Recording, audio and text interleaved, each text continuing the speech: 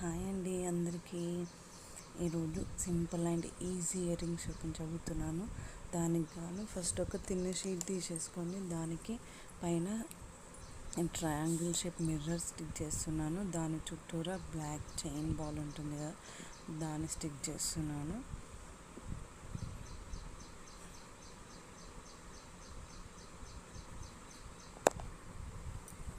దాని చుట్టూ అలా నీట్గా స్టిక్ చేసుకోవాలి. మళ్ళీ దాని చుట్టూ సేమ్